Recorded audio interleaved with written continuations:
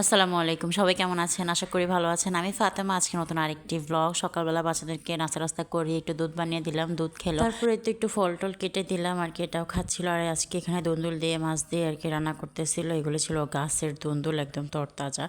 তো রান্নাটা গাছের দুন্দুল কিন্তু রান্না করতেও ভালো লাগে, খেতেও কিন্তু মজা লাগে, একদম কচি থাকে। আর বাজারেরগুলো তো করে পানি দিতে দিতে একদম ইয়ে করে ফেলে।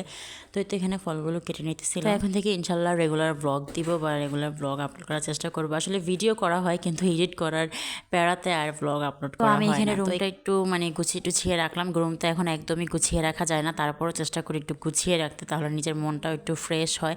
আর এলোমেলো থাকলে কেন জানি নিজের কাছেও ভার ভার লাগে। তো এখনই দেখবেন সব এলোমেলো করে একবার রুমের অবস্থা 12টা বাজিয়ে দিছে। বললাম না, এই যে চলে আসছে। এখন পুতুল টুতুল দিয়ে সব পুরা বিছানার উপরে পুতুল ছড়িয়ে ছিটিয়ে রেখে দিবে। বাচ্চারা আসলে এরকমই। আর এই সময়টা তো ওদের খেলারই সময়। এই সময় যদি না খেলে আর ওরা কখন খেলবে?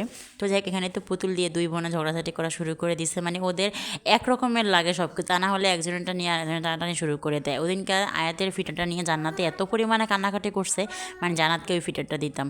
তো যাই হোক, এখানে একজনের হাতে যেটা দেখে যতই খেলনা থাকুক ওইটা নিয়ে কিন্তু আবার আরেকজন টানাটানি করা শুরু করে দেয়। এটাই আসলে বাচ্চাদের অভ্যাস। যাদের টুইন বেবি থাকে বা 1 বছরের ছোটো বড়ো বেবি থাকে, তারা আসলে এই অবস্থাটা ফেস করে। আমার মনে হয় যে আমি করতে, ওরা খেলতেছে, আমি ওদের খেলাটাকে এনজয় করতেছে, আমার কাছে ভালো লাগতেছে যে ওরা খেলতেছে। তো যাই হোক, ও জান্নাত আবার একটু ঘুমাইছিল। ঘুম থেকে ওঠার পরে ও আঙুর খাওয়ার জন্য অনেক কান্নাকাটি করতেছিল।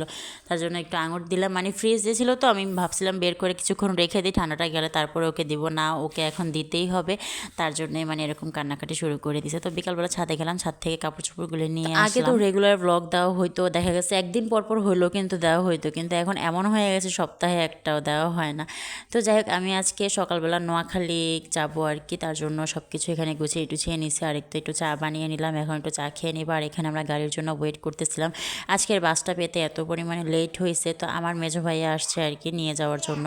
তো এই তো ভাইয়ার সাথে আর বললাম না, বাসটা পেতে লেট হয়েছে, দাঁড়িয়ে থাকতে থাকতে আমাদের পায়ের অবস্থা খারাপ হয়ে গেছে। তো যাই হোক, এখানেই তো বাসে উঠে আমরা বসে পড়ছি। আর আজকে যেতে বেশি সময় লাগে নাই, অল্প কিছুক্ষণের মধ্যেই, অল্প কিছুক্ষণকে যেখানে 4 ঘন্টা লাগে সেখানে আজকে মনে হয় তাড়াতাড়ি গেছি।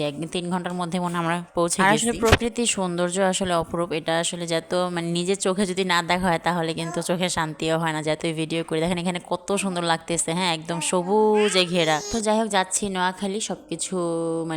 সবকিছুর সাথে মানিয়ে নিতে আসলে সময় লাগে, কিন্তু তারপরও নিজেকে মানিয়ে নিতে হয়, তা না হলে জীবন চলে না।